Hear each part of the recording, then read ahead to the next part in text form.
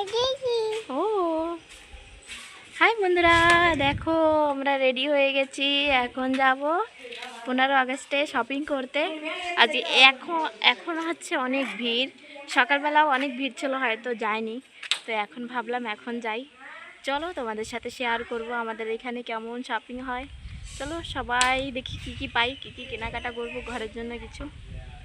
চলো দেখতে থাকো ফুল ভিডিও। আমরাও বেরিয়ে পড়লাম। ভাবছিলাম প্রথমে জঙ্গলিঘাটে যাব, তো এইখানে ভাবছি লাস্টের দিকে যাব। চলো তোমাদের আগে অ্যাবার্ডিং বাজারে নিয়ে চলি। তো এইখানে দেখো বলতে বলতে আমরা ঘন্টাঘরের কাছে চলে এসেছি। এখান থেকেই আমি ভিতরে যাব।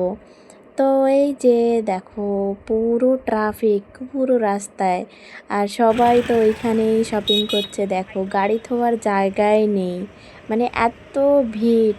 তো চলো ভিতরে যেয়ে হাজব্যান্ড ওই সামনে যে গাড়ি পার্কিং করছে, আমরাও এখন যাব ভিতরে। দেখো এত লোক ছিল, বাবা পুরো বাজারে লোক আর লোক, মানে সারা বাড়ির লোক আর কি এইখানে চলে এসেছে। আমি আর মাম্মা এখানে দাঁড়িয়ে রয়েছি, ওর বাবার জন্য ওয়েট করছি। তো চলো শপিং শুরু করা যাক।